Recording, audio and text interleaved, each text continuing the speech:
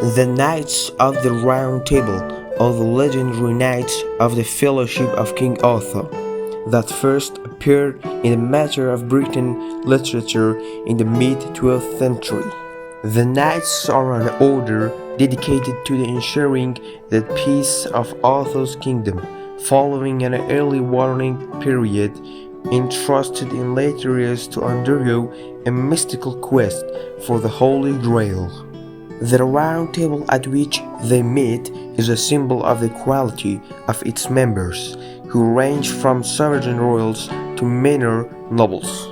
There were actually hundreds of knights associated with the Round Table and King Arthur, but here we'll take a look at the most aforementioned, well-known, or most associated with the King Arthur and Arthurian legend. The individual knights, mostly who were not based on historical figures, were pulled together from Scottish, French, Welsh, and English legends and lore.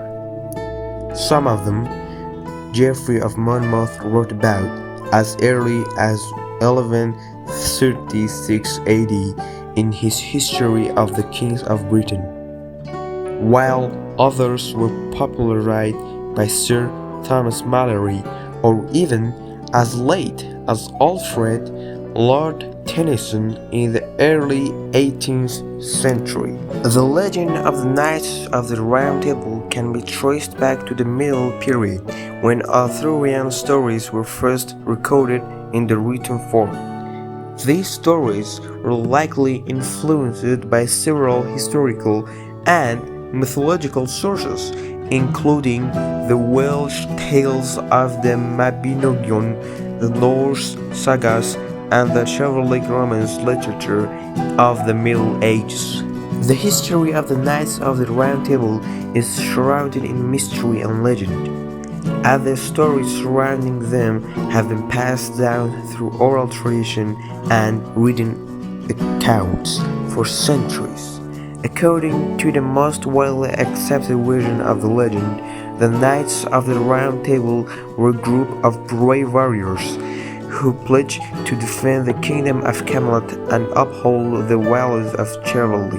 The Knights of the Round Table were known for their strength, courage, and loyalty. They were said to have embarked on many quests to fight evil and bring justice to the land. These quests often involved battles against dragons, giants, and other mythical creatures, and the knights were revered for their ability to overcome these challenges.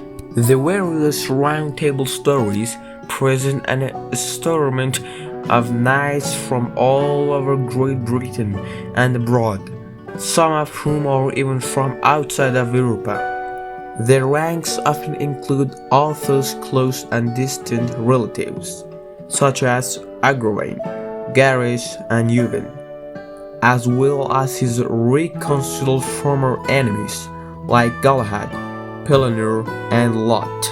Several of the most notable Knights of the Round Table among the Bedivere, Gavin, and Kay are based on older characters from a host of great warriors associated with Arthur in the early Welsh tales.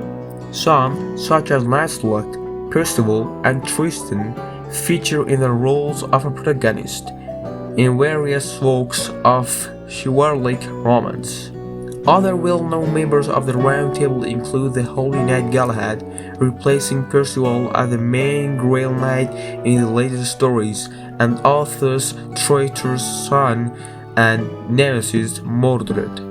By the end of Arthurian prose cycles, including the seminal Le Morte d'Arthur, the Round Table splits up into groups of varying factions following the revelation of Lancelot's adultery with King Arthur's wife, Queen Guinevere. In the same tradition, Guinevere is featured with her own personal order of young knights, known as the Queen's Knights. Some of these romances will tell the story of the Knights of the Old Table, led by Arthur's father Uther Pendragon, whilst other tales focus on the members of the Grail table. These were the followers of ancient Christian Joseph of Arimathea, with his Grail table later serving as the inspiration for Uther and Arthur's subsequent round tables. The number of the knights of the Round Table, including King Arthur, and their names vary greatly between the versions published by different writers.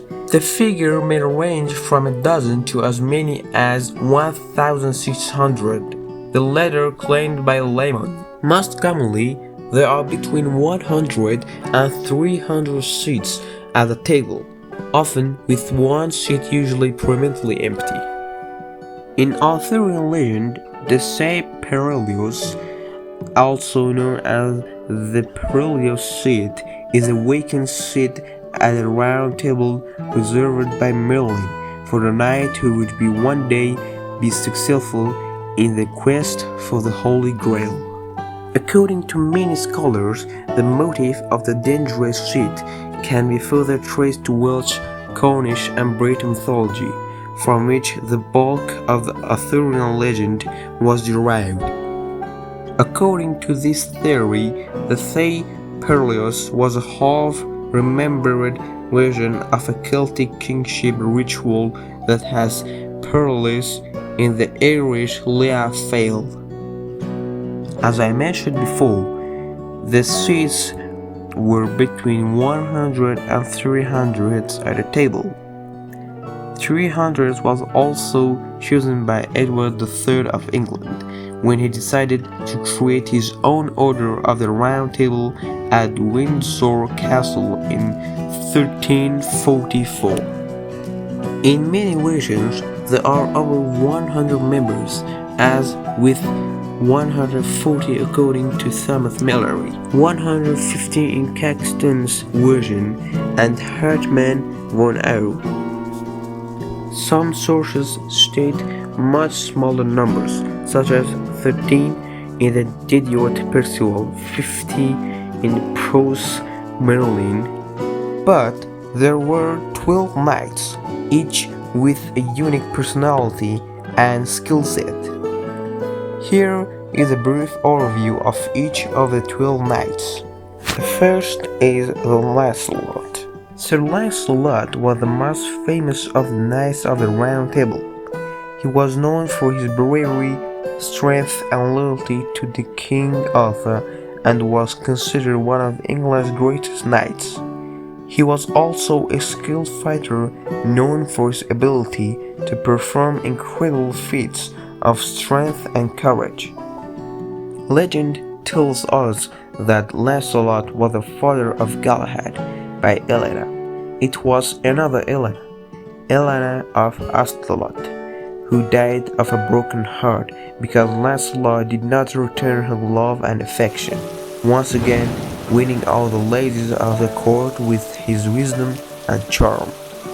It was Sir Lancelot's love for Queen Guinevere which led to the confrontation where Lancelot mystically killed Sir Gareth, ultimately leading to the disbandment of the Round Table.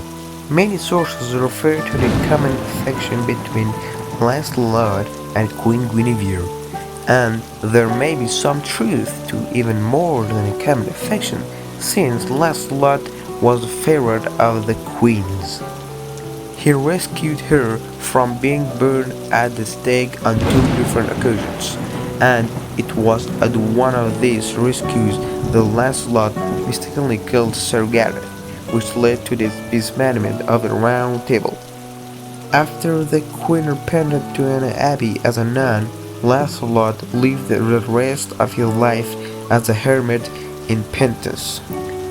Sir Lancelot is almost certainly a combination of characters created in early Roman British as well as French literature. The name Lancelot may have been an invention by the 12th century French poet Quentin de Troyes, the character Angosilius, talked about by Geoffrey of Monmouth in the History of the Kings of Britain. In the French-inspired Arthurian children's romance tradition, Lancelot is an orphaned son of King Ben of the lost kingdom of Benwick, raised in a fairy realm by the Lady of the Lake. Loomis also linked Lancelot to the Welsh mythological hero Llew Llyw Griffiths, while T. Gavin Jones claimed links between Lancelot and Elflod, or Elflad, a nephew of Arthur in the Welsh legend. Lancelot is often tied to the religiously Christian themes within the genre of Arthurian romance. His quest for Guinevere and Lancelot, the Knight of the Court, is similar to the Christ's quest for the human soul. As an ancient, he lived in another fairy world, the lady that raises the child in her magical realm. After 3 years passed in human world, the child Lancelot grows up in and matures much faster than he would naturally do. And it is from this upbringing that he earns the name Dulac of the Lake. Initially known only as the nameless White King, clad in silver steel on a white horse, the young Lancelot, claiming to be 18 years old, although it's later revealed that he's really only 15 years old, arrives in Arthur's kingdom of Logres with the Lady of the Lake to be knighted by the king at her behest. The lady equips him a powerful magic ring able to dispel any enchantment. She also provides him with other enchanted items with various abilities, including a lance, a sword, a tent, and a mirror. She and her damsels continue to aid him throughout the Vulgate Lancelot. In the Vulgate, the White Knight later takes the name of his grandfather, King Lancelot, upon discovering his identity. In the post-Vulgate, where Lancelot is no longer the central protagonist, he instead comes to Arthur's court alone and almost defeats the king himself on their first meeting without knowing his identity. Arthur's magic sword, meant to be used only for the sake of the kingdom and justice, may be broken either in the fight or the one against King Pelerin. He eventually is made a member of Arthur's elite round table after releasing the king's nephew Gavin from enemy captivity. Almost immediately upon his arrival, Lancelot and the young Queen Guinevere fall in love through a strange magical connection between them, and one of his adventures in the prose cycle involves saving her from abjection by Arthur's enemy, Maleagant. The exact timing and sequence of events vary from one source to another, and some details are found only in certain sources. The Maleagant episode actually marked the end of the origin, non-cyclic version of the prose Lancelot, telling of only his childhood and early youth, before the later, much longer versions. In Malory's Le Morte d'Arthur, both Lancelot's rescue of the queen from Maleagant and the physical consumption, their relationship is postponed for years.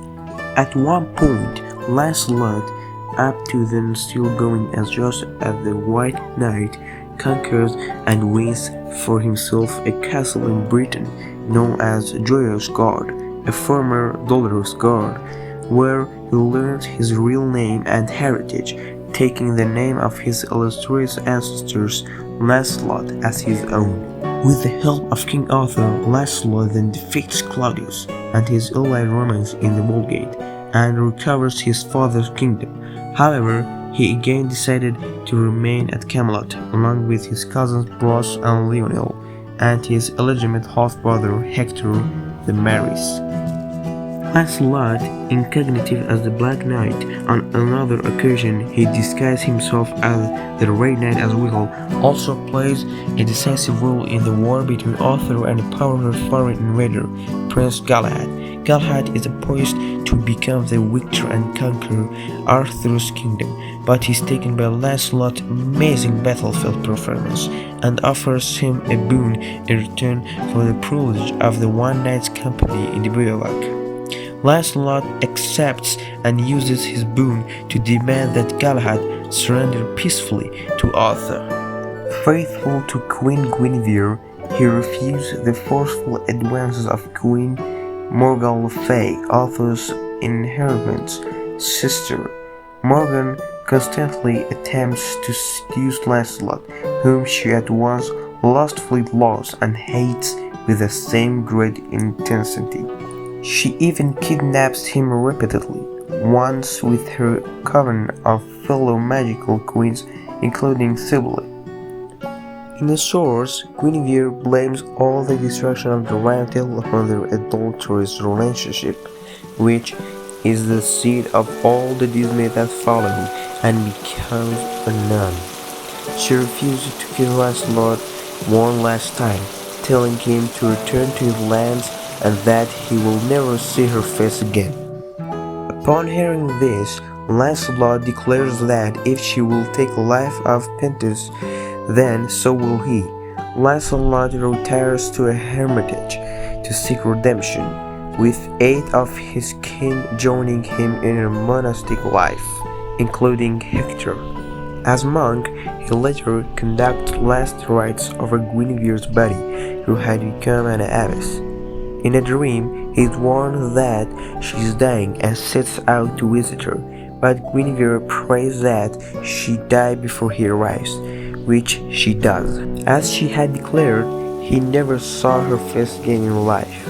After the queen's death, Lancelot and his fellow knights escort her body to be interred beside King Arthur. The distraught Lancelot's health then begins to fail. Le Morte d'Arthur states that even before this time, he had lost a cubit of height due to his fasting and prayers. Lancelot dies 6 weeks after the death of the queen. His 8 companions return to France to take care of the affairs of their lands before acting on Lancelot's deathbed request. They go on a crusade to the Holy Land and die there fighting the Saracens. Turks in Mallory. Galahad, sometimes referred to as Galas or Galath, among other versions of his name, is a knight of King Arthur's Round Table and one of the 3 achievers of the Holy Grail in Arthurian legend. He is the illegitimate son of Sir Lancelot du Lac and Lady Ellen of Corbenic, and is renowned for his gallantry and purity as the most perfect of all knights. Emerging quite late in the medieval Arthurian tradition, Sir Galahad first appears in the Lancelot Grail cycle, and his story is taken up in later works. The story of Galahad and his quest for the Holy Grail is a relatively late addition to the Arthurian legend. Galahad does not feature in any romance by Cretin de Troyes, or in Robert de Boron's Grail stories, or in any of the continuance of Cretin's story of the mysterious castle of the Fisher King. He first appears in a 13th century Old French Arthurian epic, the interconnected set of romances known as the Vulgate cycle. His name could have been derived from the Welsh name Wal Chaved, meaning falcon of summer. According to the 13th century Old French prose Lancelot, Galahad was Lancelot's original name, but it was changed when he was a child.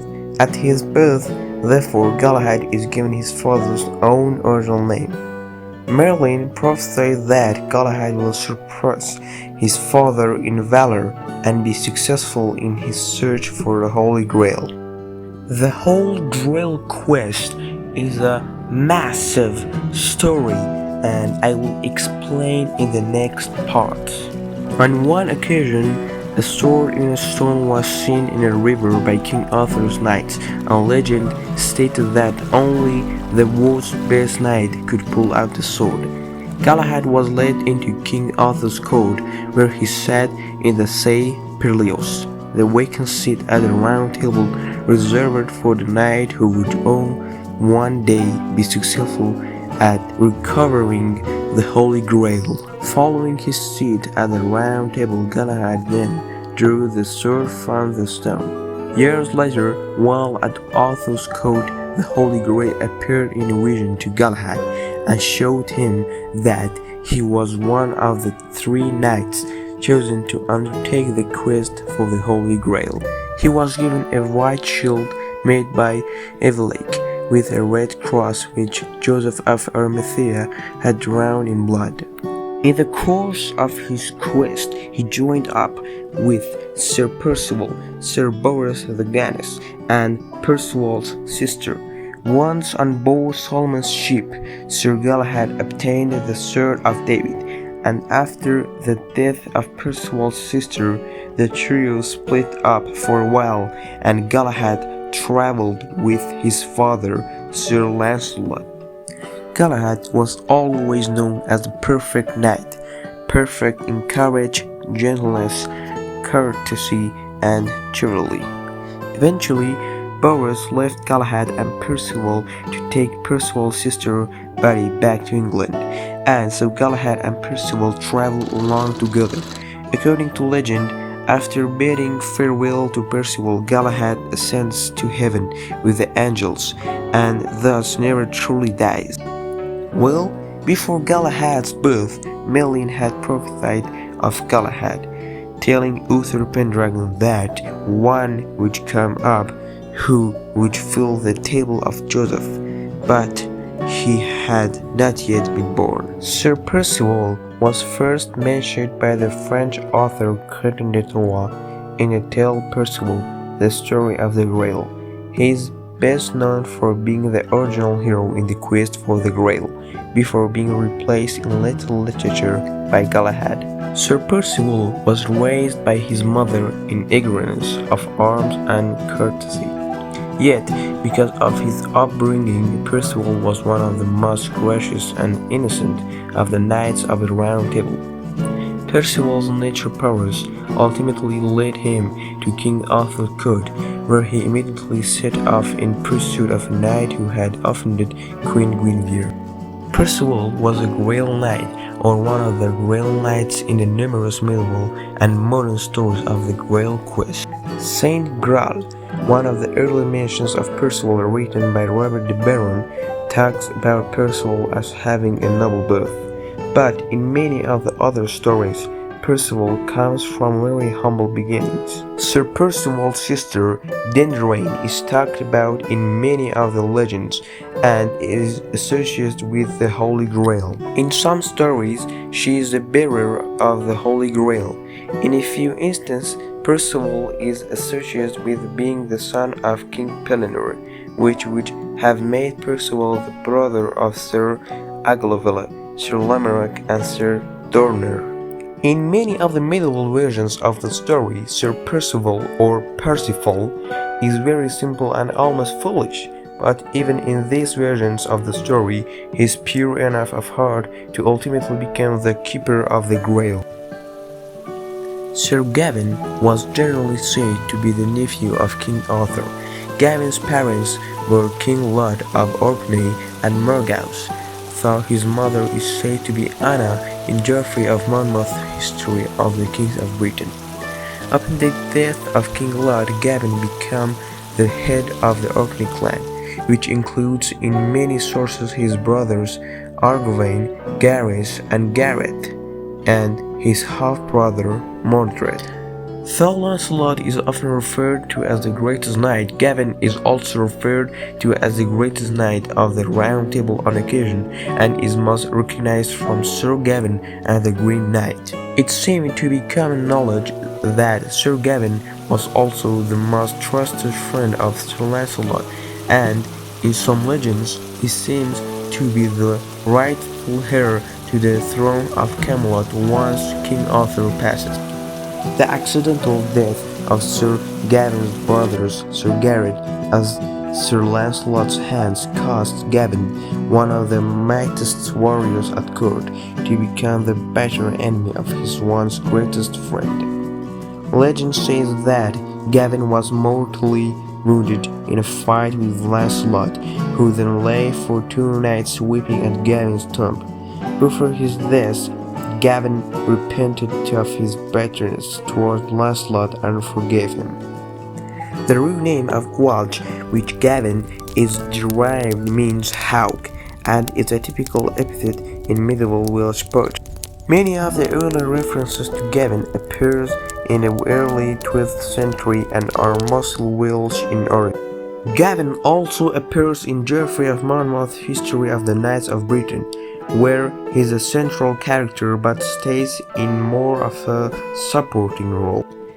Gavin is a friend to young knights, a defender of the poor, and as the Maiden's Knight, a defender of women as well. In some works, his strength waxes and wanes with the sun. In the most common form of the morning, his might triples by noon and fades as the sun sets. His knowledge of herbs makes him a great healer, and he is credited with at least 3 children: Florence, Lovell, and Gungaline. Sir Geraint, who was the eldest son of King Urban of Dominion, was a knight of Devonshire. After the death of his wife, Prince Geraint spent much of his time at King Arthur's court looking for action and adventure. It was during this period that he encountered the Sparrowhawk Knight and ultimately came to marry Lady Enid of Caerleon. It was during this period that he encountered the Sparrowhawk Knight and ultimately came to marry Lady Enid of Caerleon. Sir Geraint inherited the Dominion throne in 497 AD and is recorded as one of the great fleet owners of post-Roman Britain. His castle was once called Caer Gurul, or Fort of the Ship, according to an old Welsh poem called Elegy for Geraint. Sir Geraint died fighting the Saxons with King Arthur at the Battle of Longbourn. There appears to be 2 different Geraints associated with the Arthurian legend and tradition, and both are interesting characters in their respective stories. The next is Sir Gareth. Sir Gareth was the youngest son of King Lot and Morgause of Orkney, which made him the youngest brother of Sir Gavin as well. Playing a significant role in Sir Thomas Malory's Le Morte the Author, Gareth plays one of the most important roles of defending King Arthur and ultimately his death at the hands of Lancelot. The tale of Sir Gareth was apparently created by Thomas Malory and presents Sir Gareth as a prime example of chivalry. Gareth served as a page to and is ultimately knighted by and devoted to Sir Lancelot, which makes his passing even more tragic. In addition to his loyalty and bravery, Gareth was one of the most chivalrous knights. His continued chivalrous and respectful attitude toward and treatment of Lady Lynette, even after her abuse of him, shows the true gentleman that he was. Sir Gareth, who even avoided his own brothers when they acted less than chivalrously, he is one of the characters that comes together in the final sentences of Le Morte the Author to produce the tragic ending. Sir Lancelot blindly killed Sir Gareth accidentally in his rescue of Queen Guinevere from burning at the stake. When Sir Gavin, Gareth's older brother, heard of Gareth's death at Lancelot's hand, he turned against Sir Lancelot and demanded that King Arthur find and punish him. It was this rift between Lancelot and Gavin that ultimately set the stage for Mordred's takeover of the kingdom. Sir Gareth first appears in the Cretin de Troyes French work, Percival of Le Conte de Grail. His death by Sir Bors de Ganis in the De Lancelot's Grail, also known as a Prose Lancelot or a Vulgar Cycle, differs from Malory's take, having him killed by Sir Lancelot. The brother of Arthurian, Gavin and Gareth, Sir Gareth was the son of King Lot of Orkney and his wife Marius, sister of King Arthur. Before being knighted, he was squire to his older brother Gavin. Sir Gareth married Lady Lennet. On the same day, his youngest brother Gareth married his sister, Dame Leoness of the castle Prelio. Both Sir Gareth and Sir Gareth were killed in a fight that broke out when Sir Lancelot rescued Queen Guinevere from burning at the stake. Though both were killed by accident, as Sir Lancelot did not recognize either of them in the crowd of knights and people.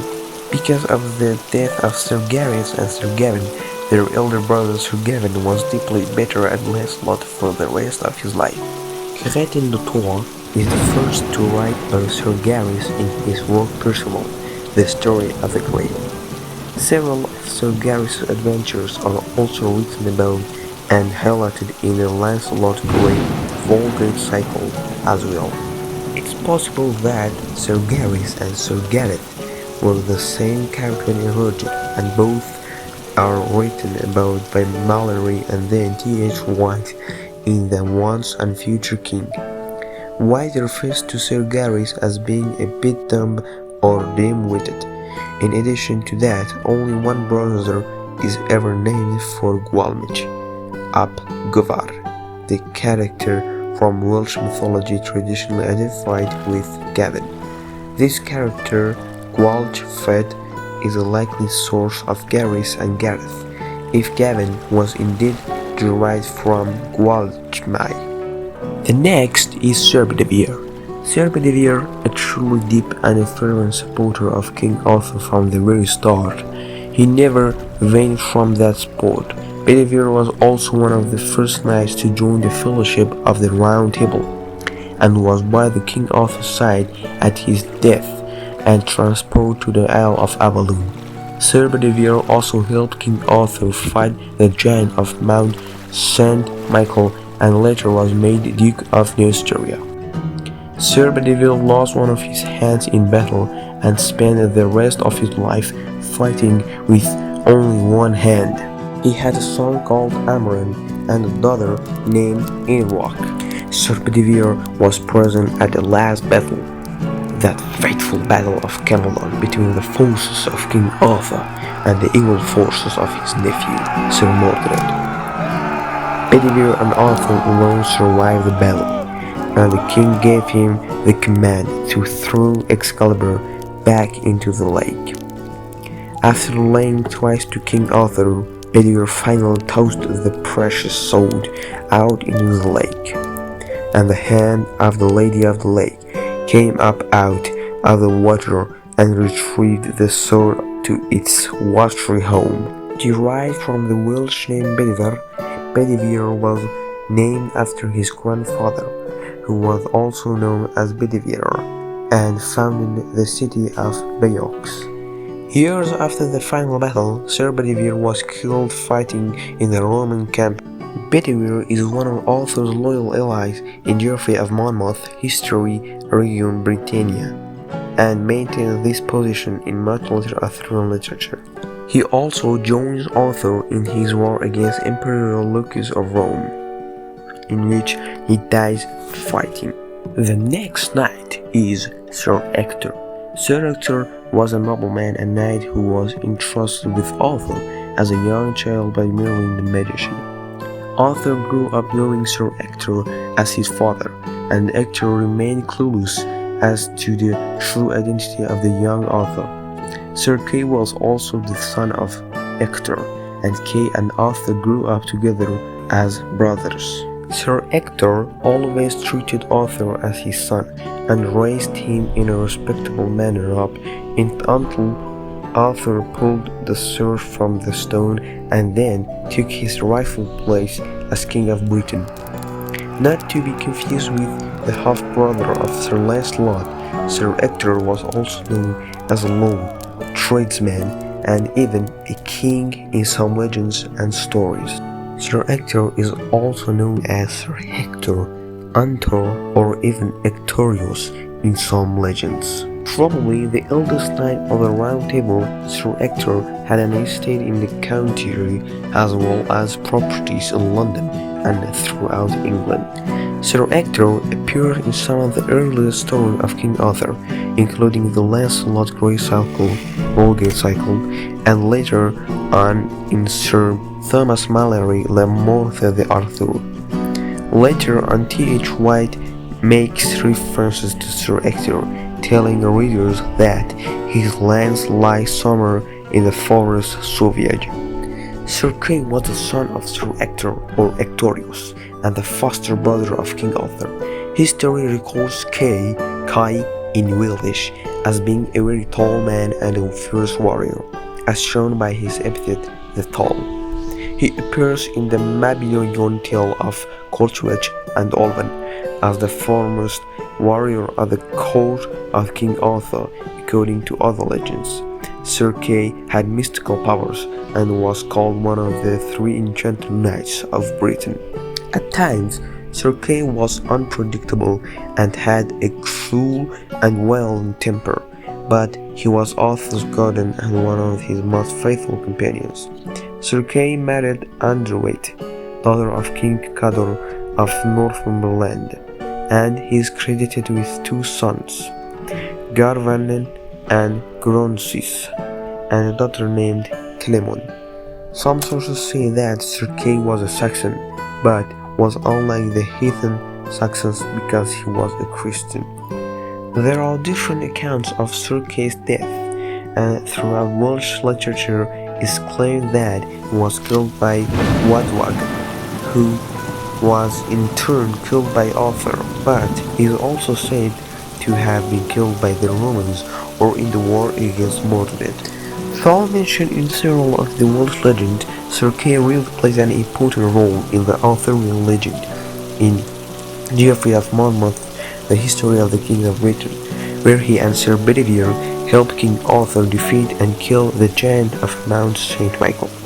In the works of Geoffrey, Kay is Arthur's steward and holds that title in many of the later works as well. In the works of French poet Quentin de Toix, Sir Kay takes on the characteristics of both the Welsh stories as well as Geoffrey's writing, known for his brash, fiery demeanor, but also somewhat of an arrogant man who boasts of his accomplishments and powers. De Toix also portrays him as a troublemaker in the kingdom, stirring up strife and antagonizing some of the more noble knights such as Sir Lancelot or Sir Gawain.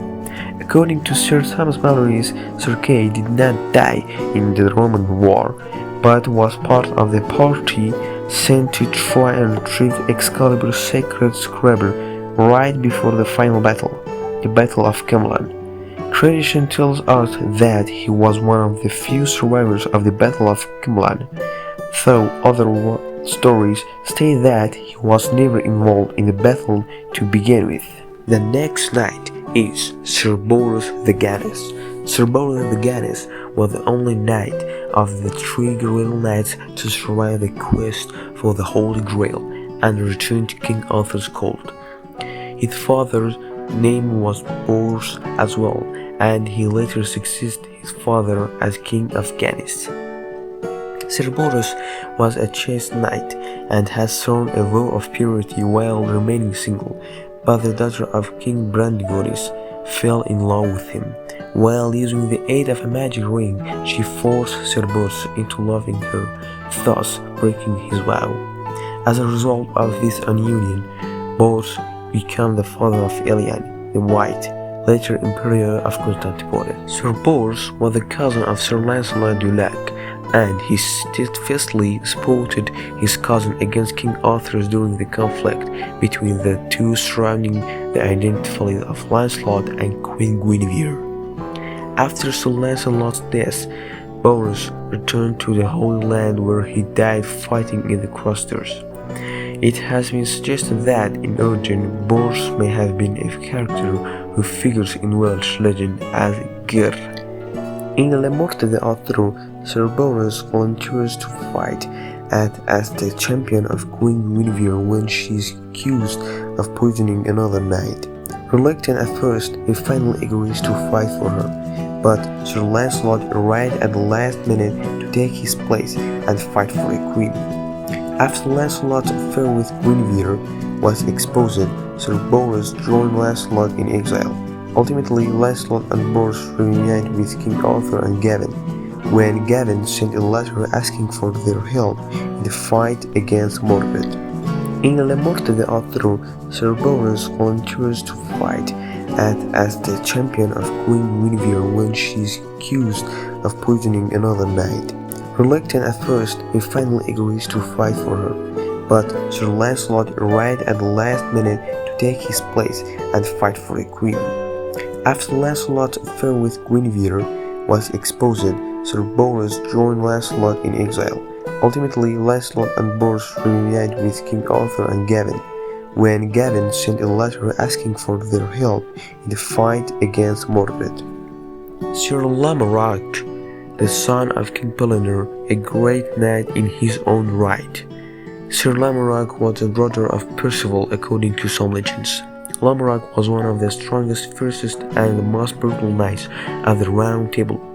The lover of Margaux, Sir Lamorak's father Pellinore, had killed Margaux's husband King Lot of Orkney in a duel. Sir Lamorak was one of three knights most noted for their deeds of prowess, and at an early age he received a degree of jousting, at which he excelled. On several different occasions, Lamorak fought over 30 knights by himself, killing or besting them all. Having killed King Lot of Orkney in battle 10 years earlier, King Lot's sons Gavin and Gareth related by killing King Pellinore in a duel.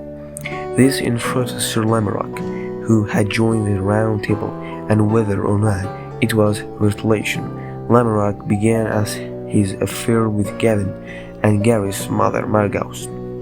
The legend has it that Sir Gareth cut Margaux in Lamorak's arm, and letting Lamorak go, he then beheaded his own mother. Some sources say Sir Lamorak was killed by Sir Mordred, Arthur's rebellious nephew, who was at war with Arthur and the Round Table. Mordred crept in behind Lamorak and stabbed him in the back, but most stories refer to Lamorak as being killed by Gavin in retaliation for Lamorak's relationship to Margaux.